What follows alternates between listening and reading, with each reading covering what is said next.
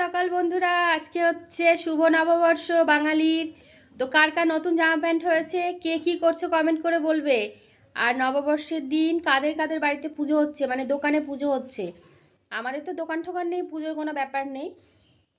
কিন্তু আমার বাবার বাড়িতেই পাশেই মুদিখানা দুটো দোকান আছে, সেখানে নিমন্ত্রণ আছে, মানে মিষ্টি খাওয়ার নিমন্ত্রণ। এখানে তো মিষ্টির প্যাকেট দেবে, ক্যালেন্ডার দেবে, সেগুলো তো পাবোই।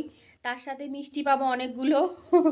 পয়লা বৈশাখ মানে এটা আনন্দ। ছোটোবেলাতে বাটি হাতে করে যেতাম প্রসাদ আনতে, বেশ নারায়ণের সিন্নি দিত, ফল প্রসাদ দিত, অনেক কিছু দিত, লাড্ডু দিত বড় বড়। এখন আর সেসব দিন নেই, এখন আর প্রসাদ দিতে গেলেও লোকে ভাবে।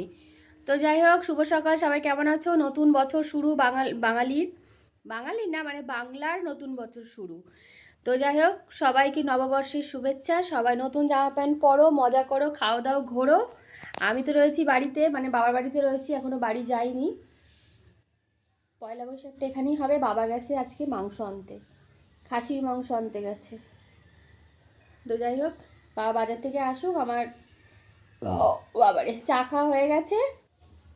বাবা আসলে রান্নার জোগাড় শুরু করব আর টিফিন শুরু করব।